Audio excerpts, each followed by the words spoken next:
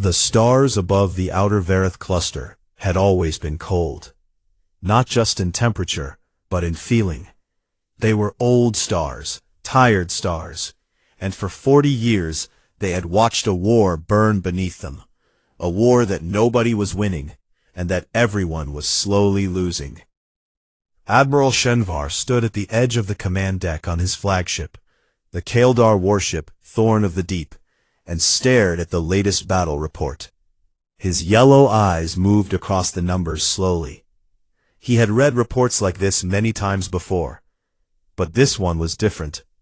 This one told him that the Kaeldar, his people, the greatest warriors in the known galaxy, had lost another 3 battalions in a single night.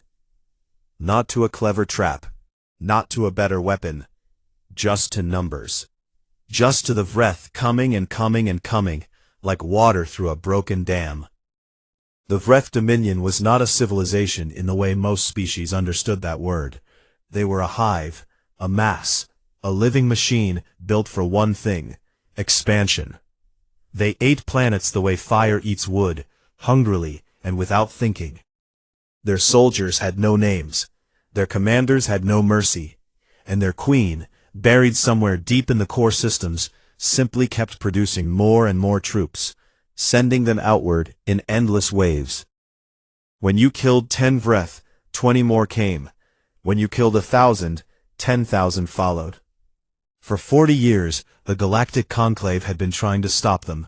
7 species had joined together: the reptilian Kaeldar, the tall and ancient Thalveen, the Morokai with their 4 arms, the Desh who breathed methane, the Sul who communicated only in color, the Biren who had given up their homeworld 6 years ago, and the Ashari whose math had built half the fleet. 7 species, hundreds of warships, billions of soldiers, and still, the Vreth kept coming. Shenvar pulled up the map on the central display. Red marked Vreth-controlled space. 6 years ago, the red had taken up 1/3 of the map. Now, it covered nearly half. Every month, another system fell. Every month, another refugee fleet arrived at whatever safe station was still left, full of creatures who had lost everything. He had not slept in 3 days. He was not sure it would help if he did. The meeting of the Conclave Council was held on Station Vigil 9, a massive structure built at the intersection of 3 safe trade routes. It was one of the few places in the galaxy that could still be called neutral ground. 7 species sat in 7 curved sections of a large circular room. The room smelled of several different atmospheres filtered through clever environmental systems. The lighting was adjusted so that every species could see clearly. It was, in every technical way, a perfect meeting room. But the meeting itself was not perfect at all. "We cannot continue on this path," said Elder Voss of the Thalveen, her long fingers folded together on the table in front of her. She was over 300 years old, and she had personally overseen 40 years of this war. Her voice was calm, but her eyes were not. "We have lost 6 systems in the last 4 months. The Biren have already lost their homeworld. The Morokai primary colony is now surrounded. I do not say these things to frighten you. I say them because we must face what is true." No one in the room argued with her. There was nothing to argue about. Shenvar spoke next. He was not a politician, and his words were not soft. "We need something different," he said. "We have tried everything we know. We have tried defensive lines, and the Vreth broke them. We have tried targeted strikes at the breeding colonies, and the Vreth simply built more. We have tried cutting their supply routes, and they adapted within a month." He paused and looked around the room. "We need a different kind of soldier. A different kind of war." The room went quiet. It was Delegate Heron of the Ashari who finally said what several of them had already been thinking. He pulled up a file on the shared display, a file that had been sitting, mostly untouched, in the Conclave's database for over a decade. "There is one species we have not approached," he said. "One that has not been part of this war." The image appeared on the display. A planet, 3rd from a yellow star, mostly blue and green. Modest size. No particularly impressive natural features. Its inhabitants were two-legged, warm-blooded, with soft skin and relatively short lifespans. They had only reached the stars 200 years ago, barely a moment in galactic terms. Most conclave species had dismissed them years ago as too primitive, too young, and too emotionally unstable to be useful in a serious conflict. The species was called human. Their planet was called Earth.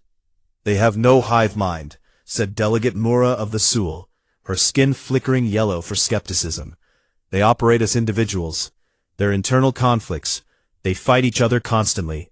Their history is full of wars among themselves. How would they survive even one engagement with the Vreth?" "They have survived every engagement among themselves," said Heron quietly, "for thousands of years, and they are still here." The room went quiet again. Elder Voss reached into her robe and placed a small data chip on the table. "Before we vote," she said, "I want to share something. 80 years ago, my species had a brief and difficult encounter with a small human exploration vessel that wandered into a system we claimed. There was a misunderstanding. There was a confrontation." She paused. "Our ship was larger, better armed, and crewed by veteran soldiers. The human ship was crewed by 12 people, including their commander." Another pause. "We did not win that confrontation." She let that sit for a moment. "When our surviving crew were asked what happened, they all said the same thing. They said the humans did not respond to the situation the way any intelligent creature should. They said the humans seemed to become more focused, more dangerous, more determined as the situation got worse, not less. One of my crew wrote in her final report, 'Do not let them smell blood. You will not recognize what answers you.'" Nobody laughed. Nobody made a joke. The room was very still. The vote was taken. It was close. 4 in favor, 3 against, with significant concerns registered from all sides. But it passed. The conclave would send a distress beacon to Earth. They would ask the humans for help. They would offer resources, alliance, and territory in exchange for military support. Shenvar left the meeting and went directly to his ship. He stood again at the command deck, looking out at the stars, and thought about what they had just done. He had called for reinforcements. He had spent 40 years in this war, and he had finally admitted that his people alone could not finish it. 6 hours later, the response came back from Earth. It was not a diplomatic reply. It was not a request for more information, or a counterproposal, or a list of demands. It was a single, short transmission from something called the Unified Earth Command, and it said only this: "Acknowledged. Fleet 7 is already moving. General Vasquez will meet you at Station Vigil 9 in 4 days." Shenvar read the message twice. 4 days. Fleet 7 was already moving. They had not waited for permission. They had not asked for clarification. They had simply begun. He thought again about Elder Voss's words. "Do not let them smell blood. You will not recognize what answers you." He stared at the message for a long time. Then he went to get what sleep he could. Nobody on Station Vigil 9 was ready for what arrived. The human fleet came in fast, far faster than standard arrival protocol allowed. Conclave Docking Control had barely finished sending the welcome signal when the first ship cleared the jump point. Then another. Then 6 more. Then a dozen. They did not slow down gracefully the way Conclave ships did, dropping speed over the course of an hour in careful, measured steps. They braked hard and late, like creatures used to arriving in places where every second mattered. Shenvar watched from the observation deck as the human ships took their positions in the docking formation. His first thought was that they were old, not ancient, not the way Thalvine ships were ancient, but worn. These were vessels that had seen a great deal of use. Their hulls were patched and repatched. One of the larger ships had what looked like a section of entirely different colored plating along its lower hull, clearly replaced after some kind of significant damage. A smaller escort ship had scorch marks near its main thruster array that had never been fully buffed away. His second thought was that they were wrong. Wrong in a way he could not immediately name. Then it came to him. Every Conclave warship in the galaxy was designed with a mix of offensive and defensive features: heavy shields, good armor, solid weapons, adequate speed. Balance was considered wisdom. These human ships were not balanced. They were built almost entirely for offense. Fewer shield arrays than he would expect, lighter armor than any Kaeldar vessel would carry. But weapons everywhere. Hardpoints on angles that made no defensive sense. Launch bays that could deploy an enormous number of strike craft in a very short time. These were not ships built to survive being hit. These were ships built to hit first, hit hard, and end the fight before the other side could hit back. Shenvar was not sure whether to be encouraged or disturbed. He decided both was probably the right answer. General Mara Vasquez arrived at the station 3 hours after her fleet docked. She came with a small group, 4 other humans in military uniform, and one who appeared to be a communications officer. Shenvar had studied human physical characteristics in preparation for this meeting, but seeing one in person was different. They were smaller than he had expected. The general barely reached his shoulder, and Shenvar was not considered tall even among the Kaeldar. She had dark hair cut close to her head, brown skin that showed a few old scars, and eyes that were the color of deep soil after rain. She walked without ceremony, looked around the docking bay with the focused attention of someone cataloging details, and extended one hand toward him. He shook it, remembering the gesture from his research.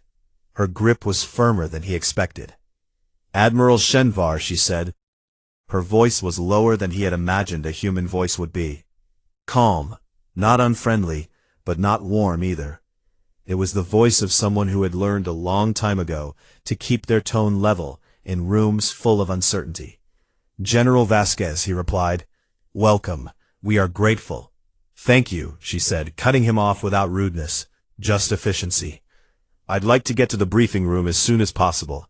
I have 3 questions, and then we can talk strategy." They walked to the main briefing room together. The full Conclave Council was not present. This was a military meeting, not a political one.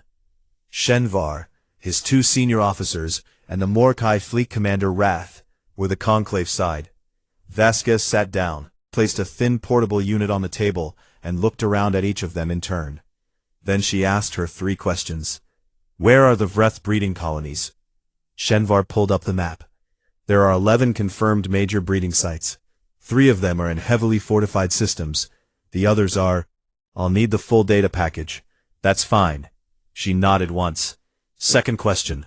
What's the maximum Vreth concentration point right now? Where are most of them gathered?" Wrath answered that one. "The Ket system, a moon called Ket's Hollow. We estimate 4 million ground troops and significant orbital defenses. It functions as both a staging ground and a munitions production site." Vasquez wrote something on her unit. "Third question. Who do we talk to about rules of engagement? Or is there nobody to talk to?" The room went quiet for just a moment. Shenvar answered carefully.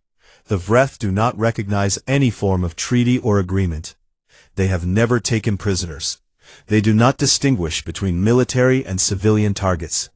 There are no rules, General." She nodded again, and he thought he saw something in her expression change.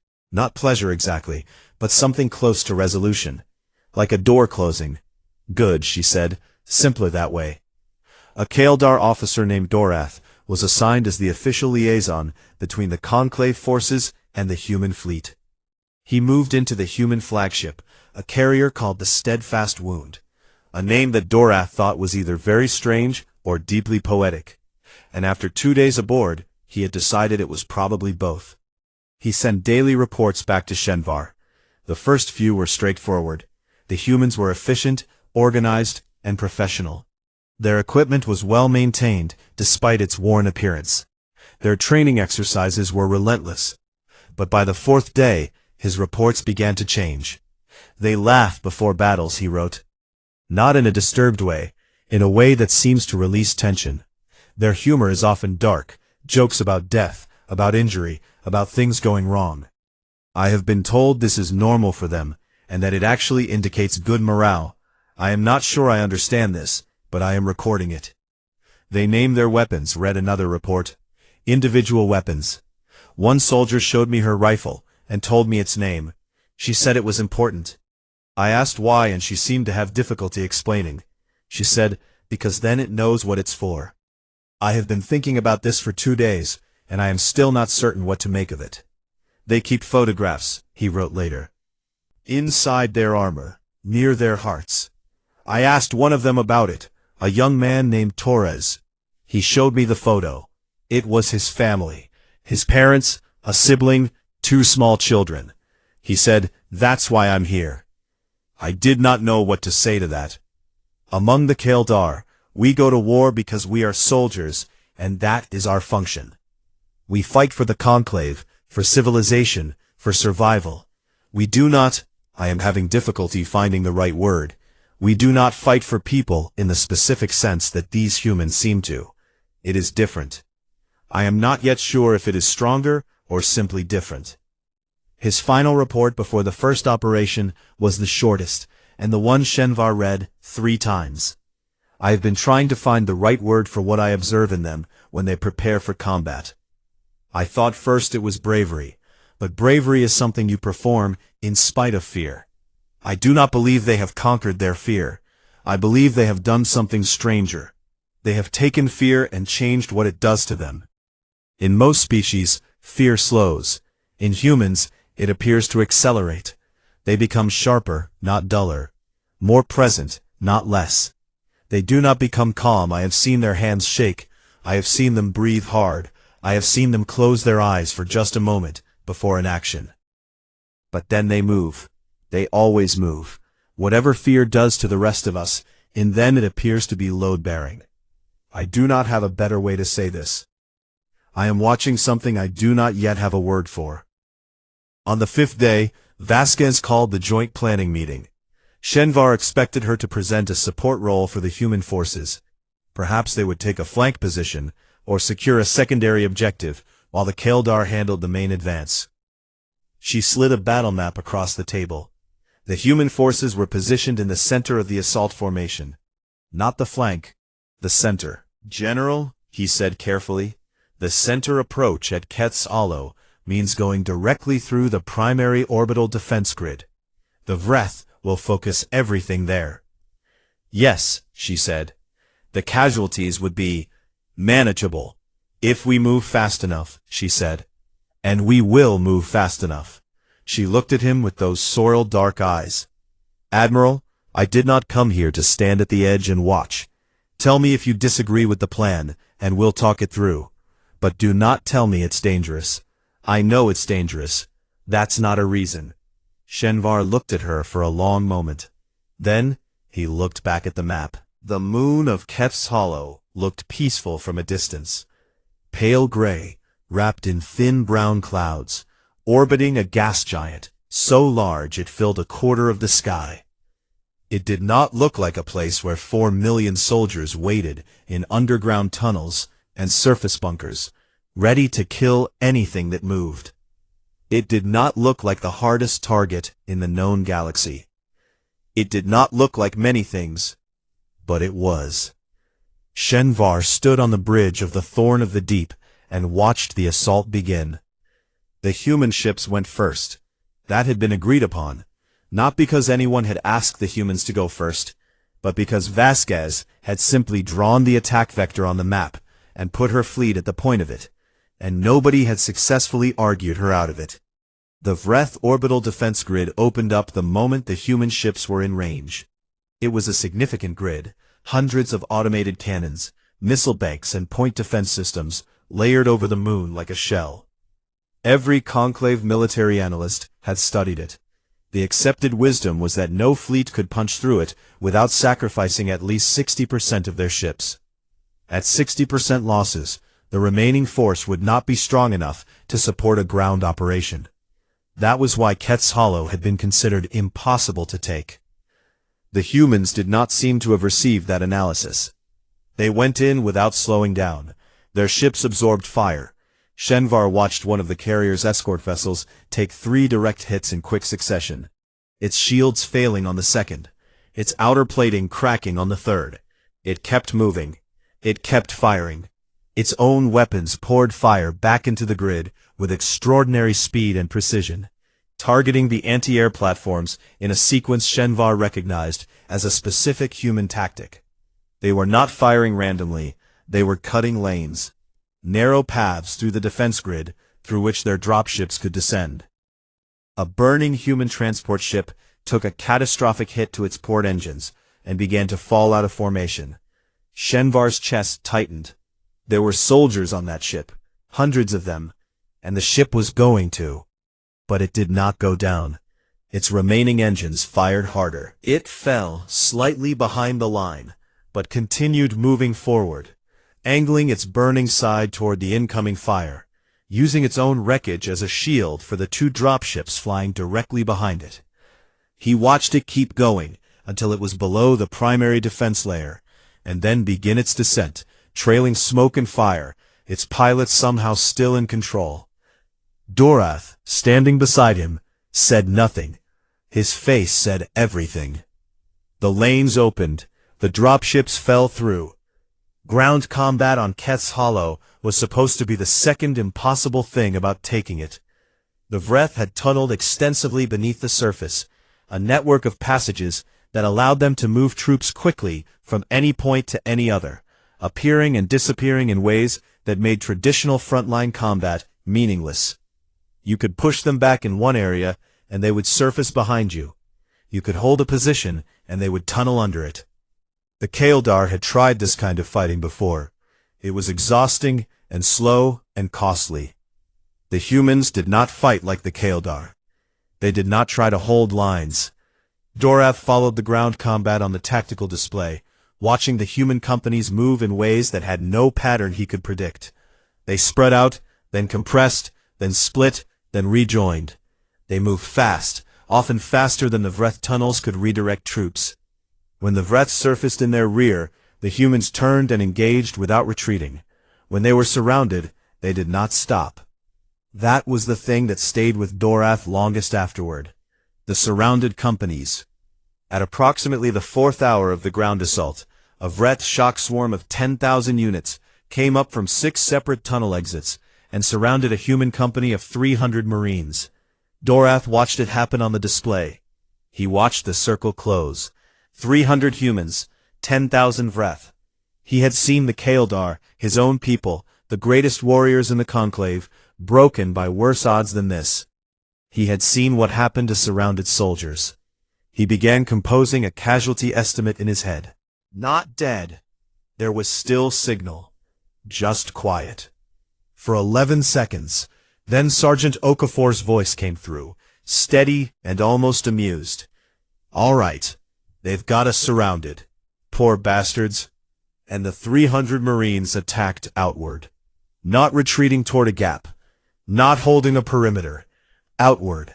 In all directions at once, splitting into small groups that each hit a different part of the encircling Vreth mass simultaneously, moving through the enemy formation rather than defending against it. They used the Vreth's own tunnels. They used the terrain. They used angles and timing and a ferocity that the Vreth, for all their numbers and their biological fearlessness, had simply never encountered before. Because the Vreth had never fought something that responded to being surrounded by deciding to be the thing doing the surrounding. It took 40 minutes. When it was over, the 300 were down to 219, but there were no Vreth left from that shock swarm. Not one. The battle for the surface installations lasted another 15 hours. The battle for the underground complex lasted 12 after that. Human forces never stopped moving. When one unit was too depleted to continue, another rotated through. When a tunnel collapsed on a squad and trapped them, the next squad went in after them, even before the dust settled. Dorath watched medical staff treat wounded soldiers, who then returned to combat before Dorath had fully processed that they had been wounded. He sent Shenvar a short message during the 15th hour. I do not think they know how to stop. Keth's Hollow fell in 31 hours. Every Conclave projection, using every model they had estimated a minimum of 4 months, and those projections had assumed it was achievable at all. which most of them had not. Doraf found Vasquez at the edge of a large crater near what had been the main Vreth surface command post. She was standing still, which was unusual enough that he noted it. She was looking out across the broken gray landscape, at the smoke still rising from 3 different locations, at the distant curve of the gas giant above the horizon. She looked, he thought, like someone who had been in motion for so long that stillness felt strange. He walked up beside her. He was not sure what to say. He settled on something honest. "How do you feel?" he asked. She was quiet for a moment. Then she said, "Hungry." She glanced at him sideways. "What's next on the list?" He stared at her. He tried to find something in her face. Exhaustion, relief, grief for the soldiers lost. Something. There was something there, he thought. Something behind her eyes that was not nothing. But it was not what he expected, and it did not look anything like what he would have felt after 31 hours of that. He went back to his quarters on the steadfast wound and wrote the longest report he had filed since arriving. He described the orbital approach, the burning transport that had not stopped, the surrounded company that had attacked outward, the medical staff returning soldiers to combat, all of it. Then he sat for a while before writing the final paragraph. "I came here believing that the humans might be useful," he wrote. "Useful the way a tool is useful, functional, reliable, good for a specific task.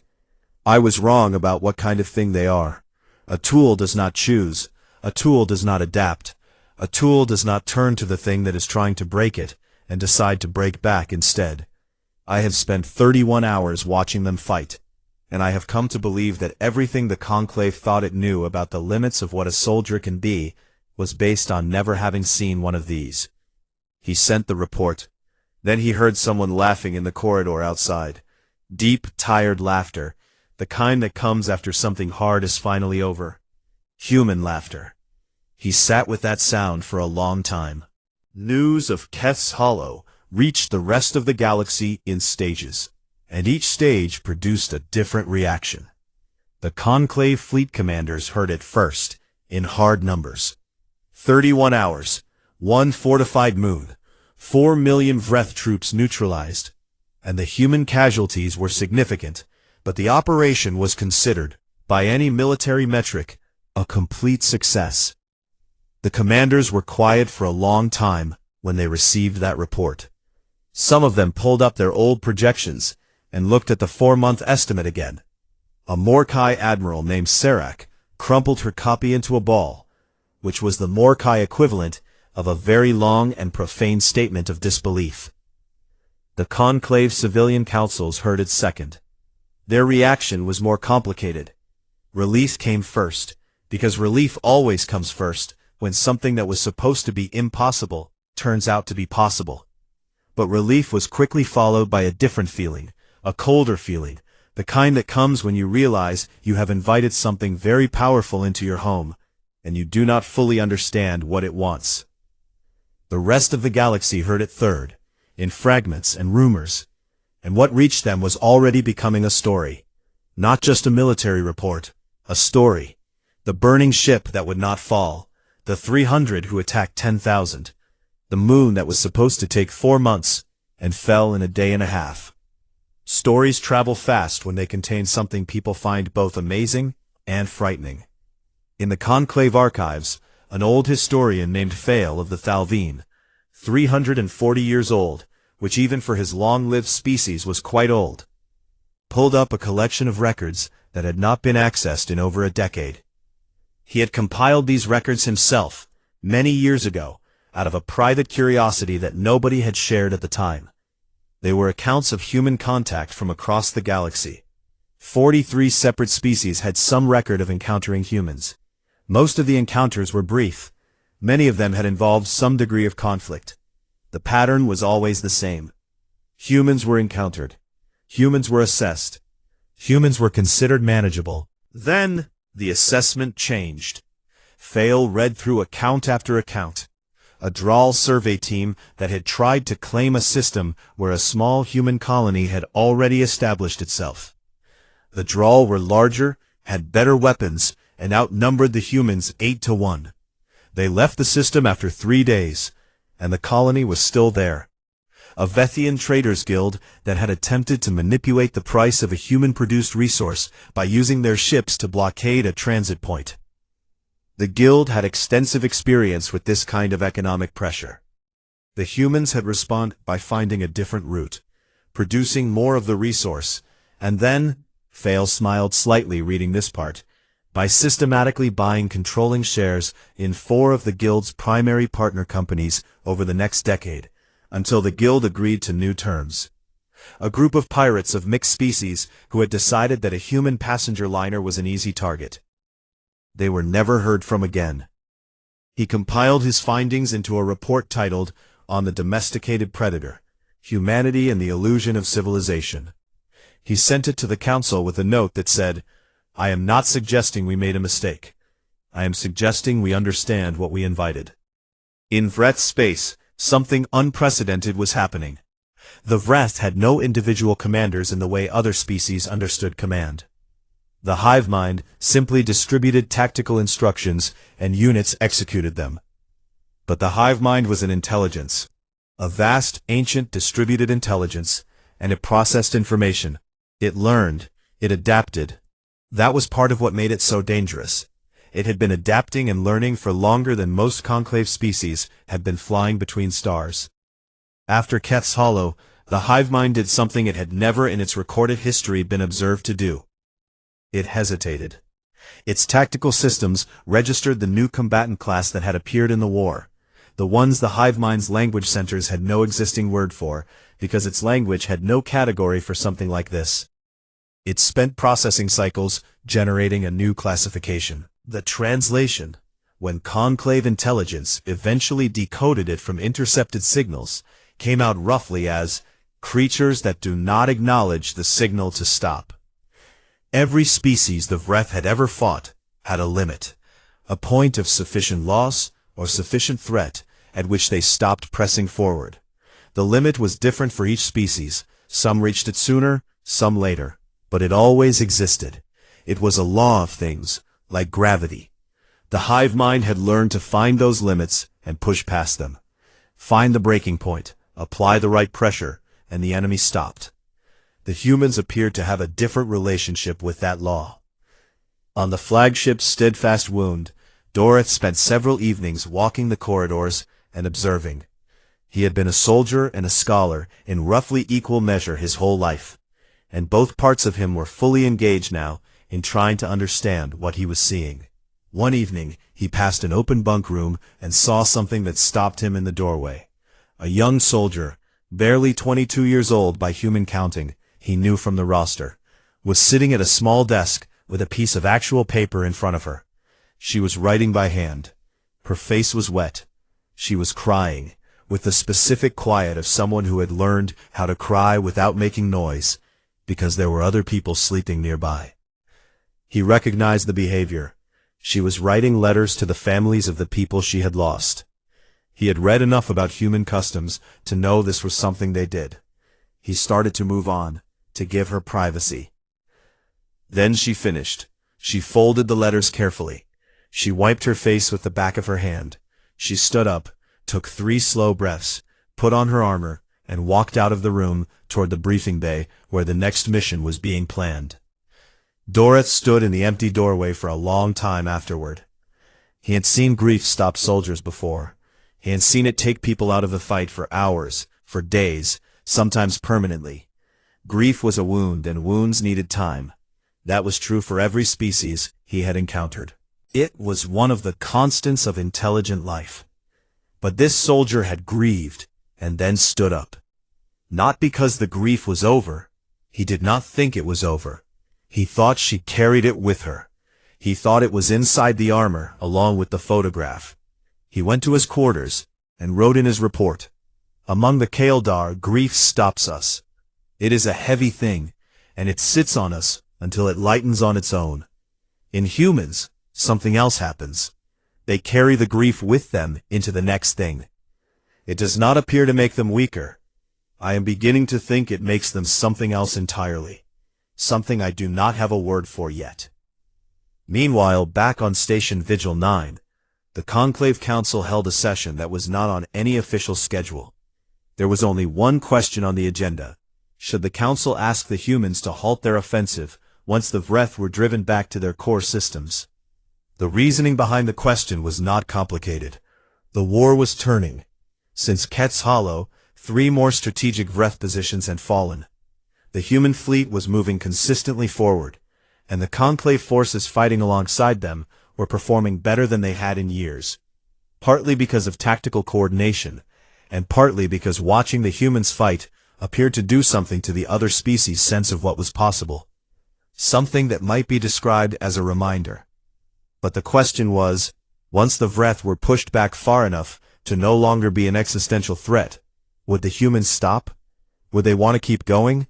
Did anyone have the ability to make them stop, if they chose not to? The vote was called. 4 in favor of requesting a halt, 3 against. But one of the 4 then abstained, citing insufficient information, and the vote tied. The deciding vote belonged to Shenvar. Before he cast it, he requested a private meeting with Vasquez. They met in a small room off the main corridor of the station. She stood. He sat. Neither of them said anything for a moment. "You want to know if we'll stop when the threat is gone?" "Yes," he said. She was quiet for a long time. Long enough that he thought she might not answer. Then she said, "We'll stop when you ask us to. We're not them." A pause. "But you should know something, Admiral. Your people called us and we came. That means something to us. We protect what's ours now. Your people are ours now. That doesn't have an off switch." He looked at her for a long time. He thought about the burning ship that would not fall. He thought about the soldier with the letters and the armor. He went back to the council and cast his vote. Vreth Prime was the oldest place in the Dominion. Most species did not know this because the Vreth did not have history the way other species did. No written records, no monuments, no stories passed down through generations.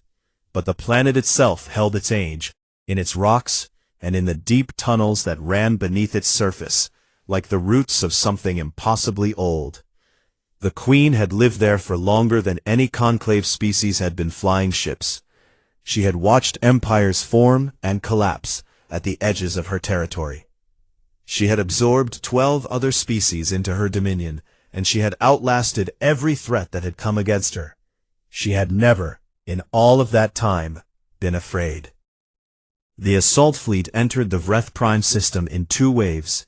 The Conclave forces, Kaeldar, Morokai, Thalvine, and the others, formed the outer ring, taking on the Vreth defensive positions that surrounded the planet in layer after layer. The human fleet took the inside line, driving directly toward the planet itself, absorbing everything the Dominion had left, and continuing forward. The losses were the highest of the war. Shenvar stood on his bridge and watched ships die, Conclave ships and human ships both, bright flashes in the dark that had been crewed by people he had known. He did not look away. He had learned, watching the humans these past months, that looking away was not respect. Respect was witnessing.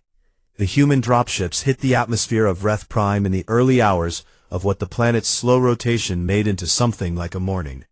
The ground battle was the worst thing Doroth had ever seen, and he had spent 3 years at the front before all of this.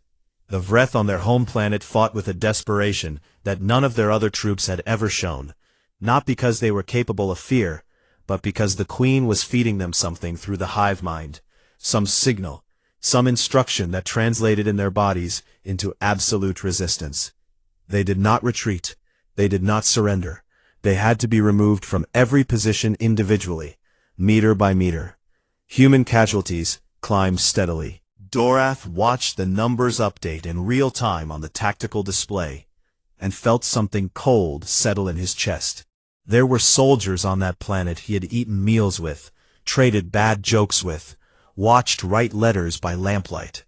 He watched the numbers, and told himself they knew what they were doing.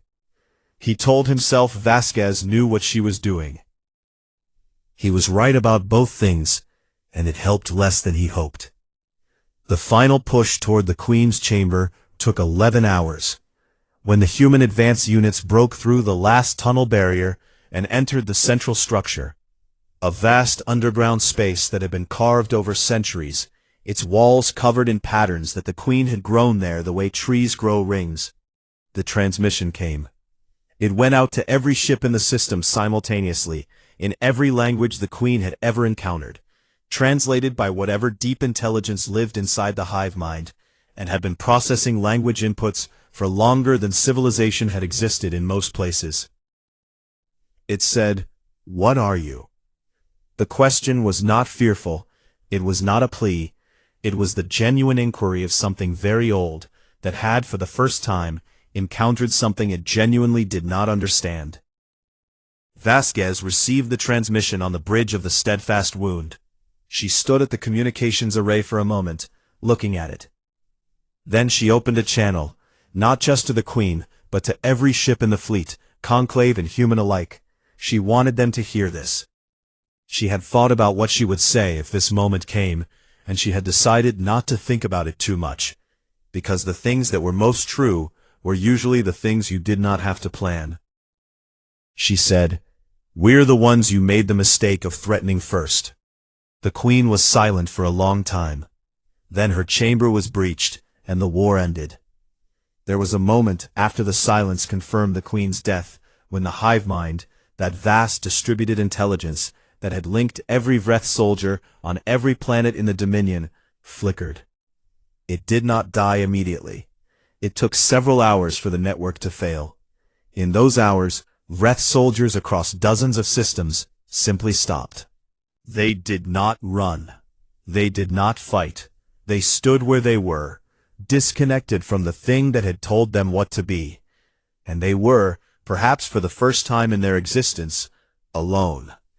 Standing in the ruins of the Queen's chamber, surrounded by her advance team, Vasquez looked at the Vreth soldiers who had been guarding the final corridor. They were still standing, not attacking, not fleeing, just standing, swaying slightly, like trees in a wind that had stopped. One of her soldiers raised a weapon. "Stand down," she said. The soldier looked at her. "General, stand down," she said again. Her voice was quiet and flat, and not a question. The soldier lowered the weapon. There had been voices among the human fleet, and among some parts of the Conclave, that had wanted Vreth Prime destroyed entirely. Remove the homeworld, remove the symbolic center of the Dominion, ensure that nothing could ever rebuild from this origin point. It was not an unreasonable argument. But Vasquez had thought about it, and arrived somewhere different. "We end wars," she said, to her team, to the record, to whoever was listening. "We don't become what we fought." Those words traveled far. Dorath recorded them in his report that evening, and years later they would appear in history texts, in diplomatic documents, in the speeches of leaders who needed to explain to their people the difference between winning and becoming the enemy. The Vreth Dominion did not end overnight. Systems had to be secured. Holdout groups had to be contained. The political work of dealing with what to do with the surviving Vreth population, disconnected from their queen, no longer a conquering force, but also no longer capable of functioning as a society, would take years, and it was hard, grinding, complicated work. There were arguments and failures, and things that went wrong in the rebuilding. But the war itself was over. 1 year later, Dorath published his definitive academic work on humanity. It was the most read document in the conclave that year, and for several years after. It was not long. He had resisted the temptation to make it longer than it needed to be. The conclusion read, "We searched for monsters in the dark, and found only enemies. We called for help, and found something far older, far stranger, and far more dangerous than anything the Vreth ever were. A predator that had learned mercy. Not because it was weak, because it was strong enough to choose. I have spent 2 years among them, watching them fight, watching them grieve, watching them laugh at terrible things, and carry their dead with them into the next battle. I have come to believe that the most important thing to understand about humans is not their strength or their endurance or their adaptability, though all of those things are real and remarkable. The most important thing is that they made a choice, somewhere in their long and violent history, to use all of those things in the service of something other than conquest. They are the most dangerous species I have ever encountered, and the only reason the rest of us are safe is that they decided we were worth protecting. I do not think we should ever let ourselves forget how thin that line is, nor should we forget, even for a moment, how lucky we are to be standing on the right side of it. Vasquez retired to Earth 8 months after the war ended. She planted things in a garden. She learned to sleep again, which took longer than she expected. She did not talk much about the war, except occasionally with the people who had been in it, and even then, not much. 2 years after the armistice, a young Kaldar diplomat came to visit her. She was Dorath's daughter. She had her father's eyes, calm and careful, always looking for the detail that other people missed. She had traveled a long way to deliver a formal document from the Conclave Council. Vasquez read it sitting in the garden. She took her time. The document was an official invitation for humanity to join the Galactic Conclave as a full member. Not an allied species, not a contracted military partner. Voting rights, representation, full participation in the civilization they had helped to save. She folded the document carefully and looked at Dorath's daughter for a long moment. Then she smiled. A real smile. Not the battlefield smile that people who had served under her knew to treat as a warning, but a genuine one, the kind that reached her eyes. "We thought you'd never ask," she said.